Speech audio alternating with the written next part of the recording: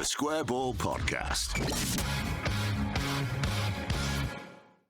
It's the Square Ball Weekly Show number 254 with Levi Solicitors at levisolicitors.co.uk/the Square Ball for a 10% discount on your legal fees.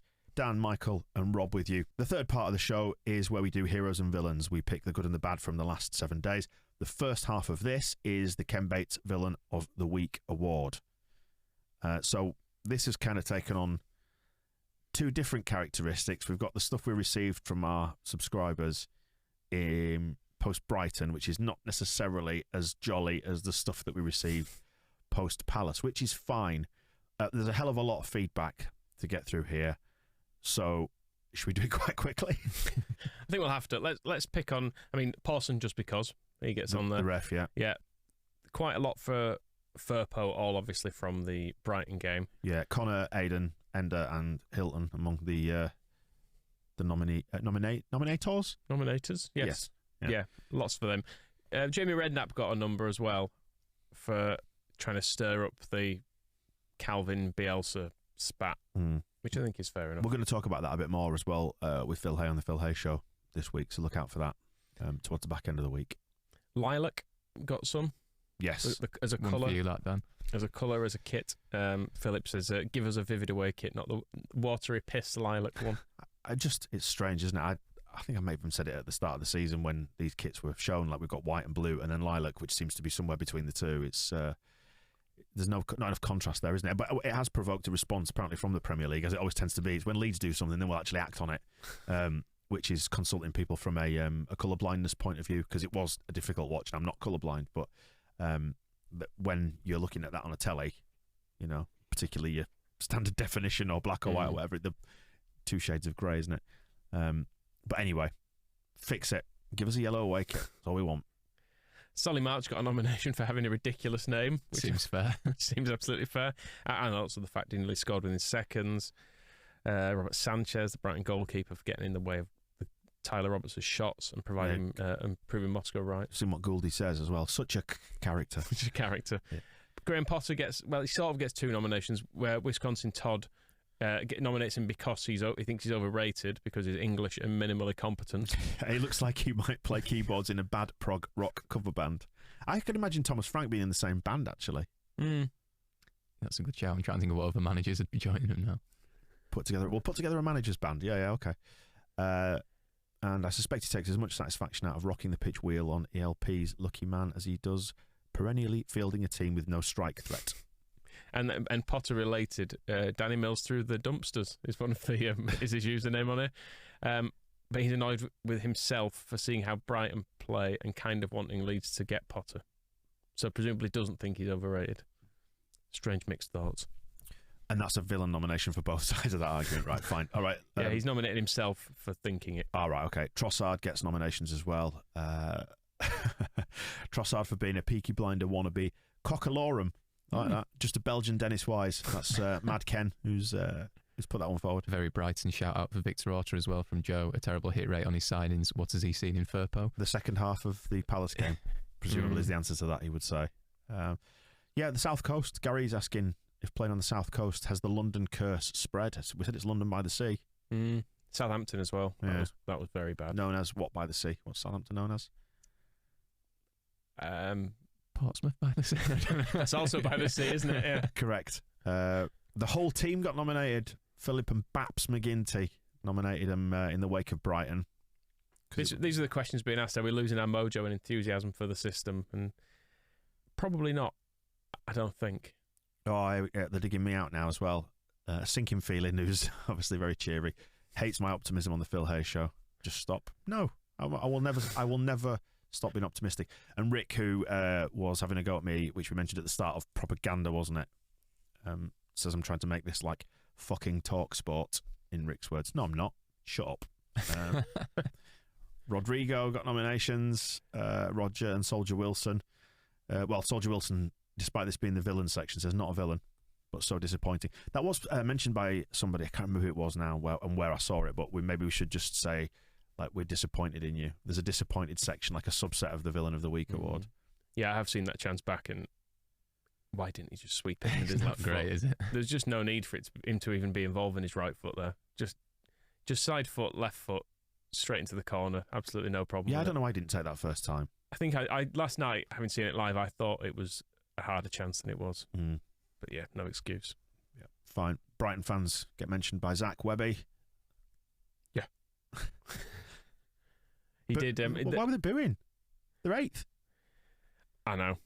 And Graham Potter is soon to receive hero nominations for calling them out for the booing, which is equally fair, I think. Chris nominated football for wanting football to be fun again. That was in the wake of Brighton. It got fun again, didn't it, in the 93rd minute last night? So that's fine. On to the post-Palace nominations then. Who've we got? Kevin Friend, yep.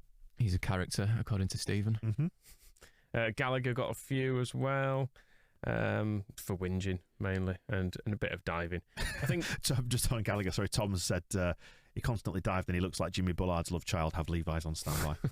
Which links him to Jody Morris as well. Yes. So guilty by association. Yep, that's fine.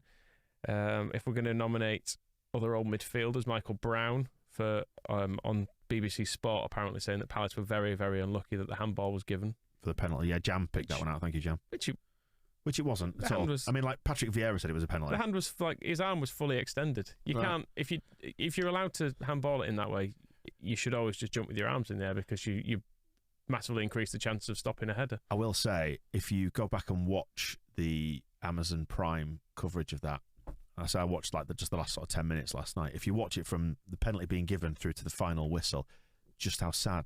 What's his face? Who gave the penalty away? Mark, I don't even know. Okay, yeah. Mark Gooey. Mark Gooey. Big G. If you look at his face, just as the camera keeps cutting back to him, how sad and disappointed he is. With himself? Yeah. Just the whole. You can tell just the whole situation. You can see him just internally just stewing over what's happened. Stupid arm. Yeah, brilliant. Absolutely love it. Ayew got picked out by James, Tom, Roger. Yeah, and on the same theme really, Zaha for the pair of them for diving. It was interesting actually. I didn't put any clips of it in, but I was saying last night that I once criticised Zaha for diving and being a general pain in the arse and a moaning bastard, and got a load of Palace fans laying into me. They were actually having a bit of a go at him. He was Palace fans. Palace fans. They referred to him as a little bitch, and told him to man up. Oh. On some of the clips I heard of him. One of them was particularly annoyed. Like, Dallas has won the ball. Just stop moaning, get on with it. I was like, oh, good. You're seeing what we all see now. Bookmarks them clips by any chance? Not worth it, is it? Do it in the return fixture. Yeah, but it's good to see that. I like Zaha's now getting shit for his own. Yeah, fans. well, Tom's comment actually says Zaha isn't even half as good as he thinks he is. I mean, he's clearly a talented player. There's some nice stuff he did, like some good footwork, I thought. But then Stu just kicked him and kicked the ball away. Headed the ball away, didn't he? On the floor. Yeah, Gary Kelly levels of header in that, wasn't it? Mm. And I did enjoy this one from this no-named person who says, if Zaha doesn't get villain of the week, then this whole fucking thing needs shutting down. What a massive fucking cockwomble that moaning prick is. Correct. That sums it all up, basically. Amazon, yeah, no business making his kick off at 8:15. Is it right what LUFC Stats said, that that's our latest ever goal that we scored last night at 6 minutes past 10? He seems to think it's the latest goal we've ever scored in history. I can't think of any others. Unless we had a European game that went to extra away one. Have no European games gone to extra time? We must have had games that have gone to extra time. Maybe a before. league game. We'll have a look. Maybe a league game. Yeah. I'm not prepared to try and verify it myself. I was going to say we've had cup games go to extra time that surely have gone on beyond. Probably. Then shoot the messenger. Well, I'm just saying. Yeah. I am doing because I think the stat was probably a league game. Ender picked out John Champion and Ali McCoy. Was it John Champion on the commentary? I thought it was Drury. I actually don't know. I was there. They weren't sat next to me. Either way, it was good because I mentioned over on Propaganda I like the commentator, and I was sure it was Peter Drury. I like McCoy for just sounding like he's enjoying what he's watching, which is kind of a rarity among football commentators. You see, they've picked out for the most fucking insipid commentary during the Palace game. That's what Ender says. Whereas I like that more sort of standoffish commentary, because I did mention over on Propaganda, if you've seen it, I did say it was Drury. Thought it was Drury, but it was if it was John Champion, my apologies. But I enjoyed that kind of just stand back and let things unfold.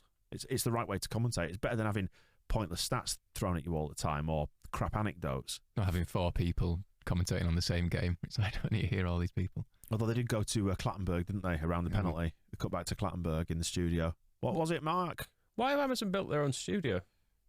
No one else has. Did you notice it last night? Oh, I couldn't miss the fucking thing. Massive, wasn't it? Yeah, everyone else has managed I it don't know out. if you noticed, but the angle of the windows where it was built in the southwest corner, the angle of the windows, you couldn't see all the pitch from that. You'd have to either go right into one corner and sort of lean out, or watch it on telly. Just watch it on Prime on a delay. Yeah. Within the box. Yeah. Oh, fair enough. Yeah, Amazon got a few nominations. Aiden, absolute wankers for the 8:15 kickoff. Yeah.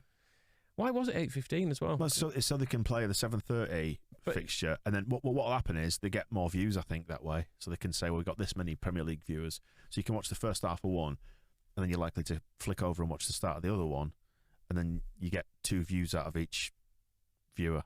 I think maybe. I don't know. You used to work in telly advertising. But it would have made more sense. Not that they're advertising. If they staggered them properly so you could watch both, it would have made sense. But having them so you can't watch a full game just seemed weird. I'm sure there's some reason behind it. They seem to be doing all right, don't they, Amazon, to be fair? Amazon, yeah, they're doing fine. I think they're all right. They're going to space and stuff, aren't they? So. Amazon as a whole. Yes. Yeah. Yes, running the whole thing from there where there are no taxes to pay. Niche complaint from Joe about the cop toilet users. Foca walking to the cop toilets through the exit door. Yeah, it happens a lot. I feel like I'm playing Takeshi's Castle at times. Takeshi's Castle's a great reference. With doors being sprung back in my face at an alarming speed. Yeah, fine. Happy with that. Patrick Vieira gets a nomination. Matt from Munich nominates him for his football shaped and sized head. Yep. It is very spherical, is his head. Mm. I didn't notice as much when he was playing. I think it maybe as he's put a little bit of playing weight on, it's turned an already round head. Garth Crooks was the same. A young Garth Crooks didn't have such a round head. I know. Old Garth Crooks. Carl Pilkington is always picked out by Ricky Gervais as having a head like a fucking orange, is what he says, like perfectly spherical head. And Garth Crooks, I would say, has got a perfectly spherical head. Yeah, not when he was playing. Yeah, it's something that's developed as the cheeks develop in middle age. That you get the perfect sphere. Good old jowls, eh? And Angus Kinnear gets a nomination for his programme notes. Shock horror owners and executives wouldn't want to be regulated. No. Yeah, that's kind of what we were saying. And the nameless one says, I wonder what Bielsa would think of those comments. Particularly in light of the fact that Bielsa was speaking about football being commodified even more and more and it getting worse as a result. That someone has chosen to submit these comments without a name. Could it be Bielsa? I think so. I think it probably is. When he's not fighting Calvin Phillips, he's sending in mean notes about the management of the club.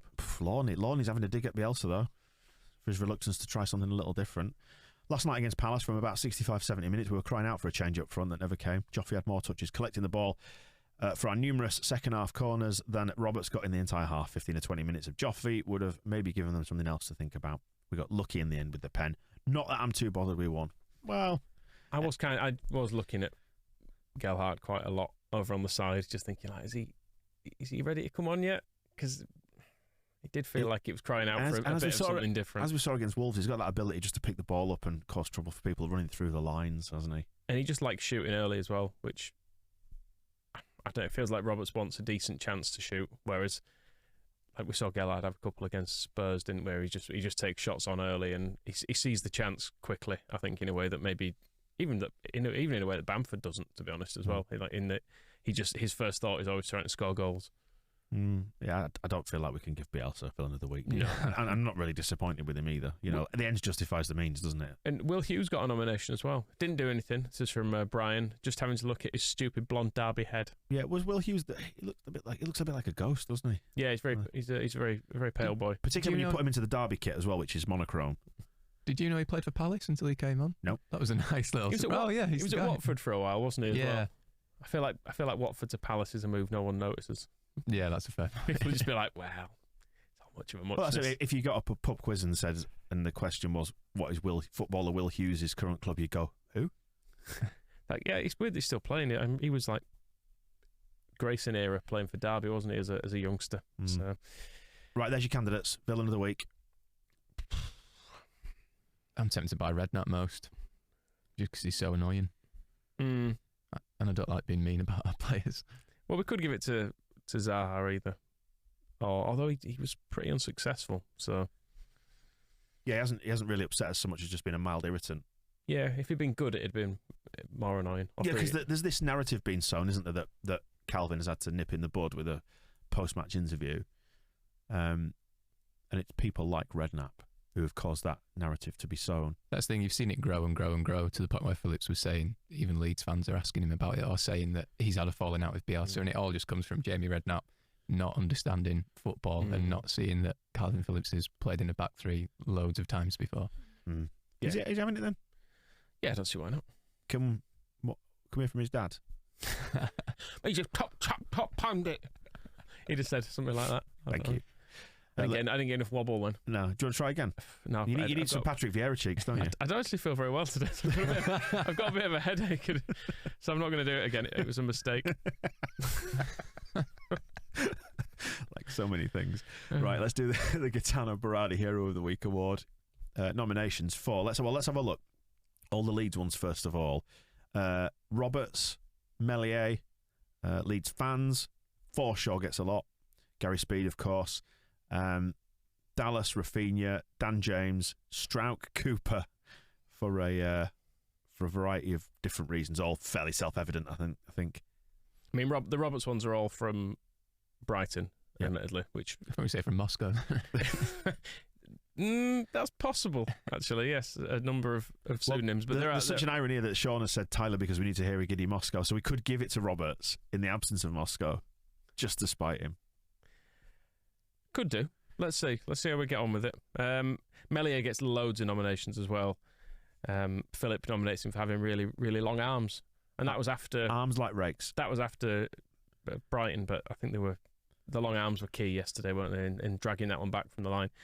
I've watched that so many times, and it still goes in, doesn't it? And the number of goalkeepers, I'm trying to think back of all the goalkeepers we've had, and I'm not sure anyone else gets to that, including like Nigel Martin, who's probably the best goalkeeper I've seen play for Leeds. Jordan Pickford with his little T-Rex arms, not a chance. And Paddy Kenny's not even diving, is he? No, he's not even turned around by that. Just watching it in. But yeah, the fact that he's in the wrong direction, manages to spin around, and he does it because he's had to grab it in a panic as well. He has two goes at catching it. Yeah. But because he's so quick and long-limbed, he's able to do it and still keep control of the ball. So, yeah, he's possibly our best player this season. Is Meslier? Yeah. I'd say he's probably been the most consistent. Rafinha? Yeah, maybe Rafinha. He's doing all right. He's doing fine. He's doing fine. What did Rafinha get his nominations for? The dance? The goals? Threat all game? I mean, Islo Paul did criticise him actually for doing the skip on the penalty as well. Yeah, that his heart can't take it. Nearly killed all of them. Like, no.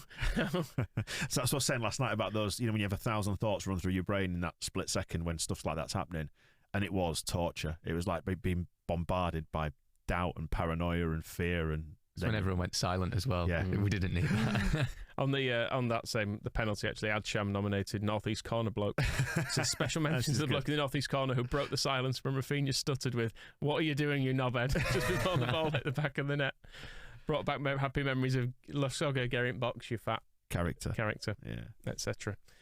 Yeah, I had the same thought. It's like, no, just kick it. But he kicked it in, and that's the important bit. He did indeed. Nice mention for Dan James from Adsham. Well done, you little scum bastard.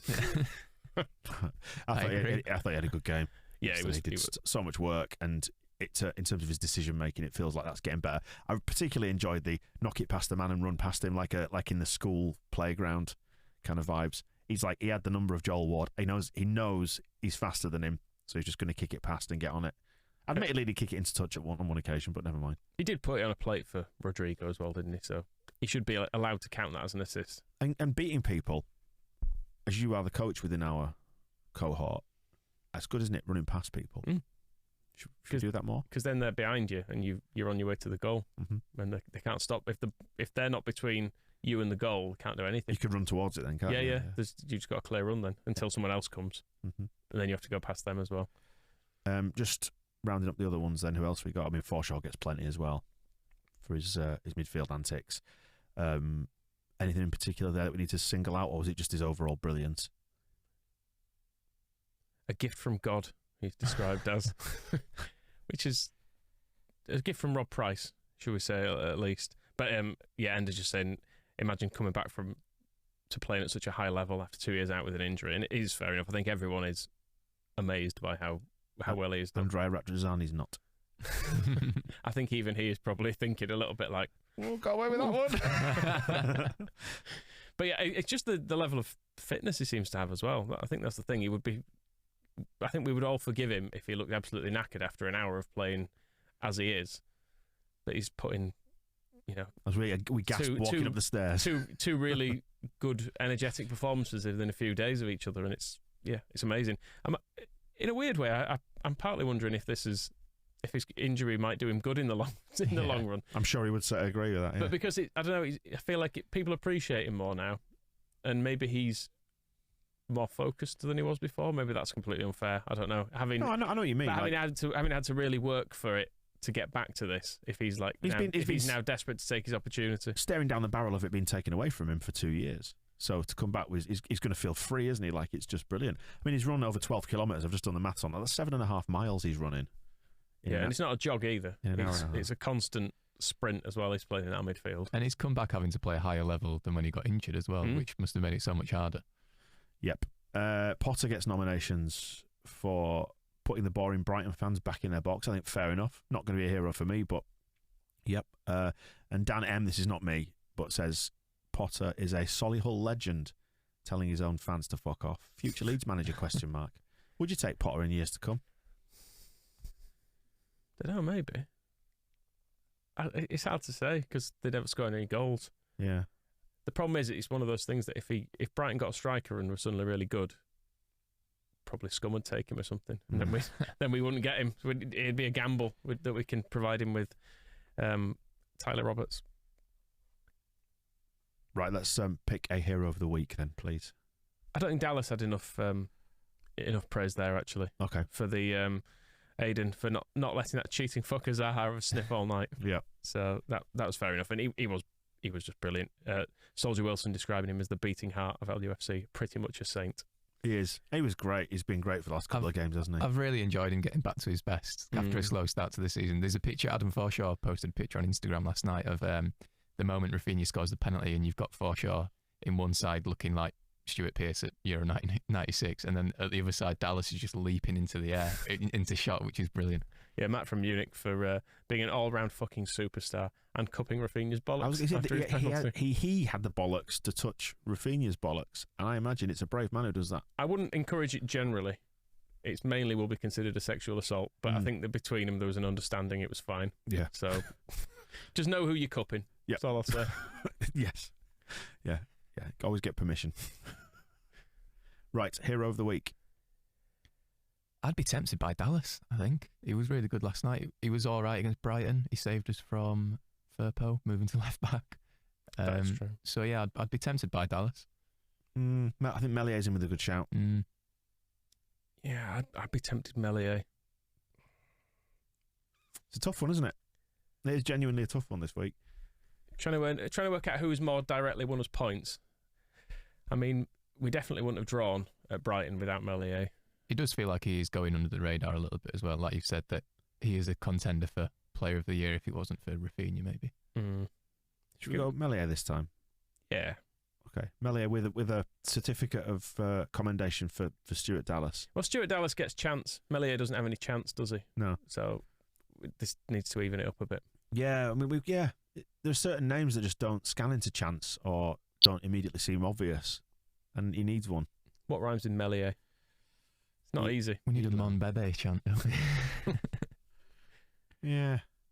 Well, let's leave that one with the listener/viewer, and if anybody can think of anything, then come back to us. But what you tend to find with these is it tends to be like a full song that's out there, and what you need is something simple and that you can repeat. It'll actually be France's number one, won't it? Yeah. That's what'll be sung at him at some stage, probably. Okay. So there you go, Meslier, hero of the week, wrapping up the weekly show for this week. More of the same next week after we've beaten Brentford, Michael. 1.2 points. Nice one, Rob. Right, well, we'll catch you in a bit. Thanks for watching. Thanks for listening. Speak to you soon. The Square Ball Podcast.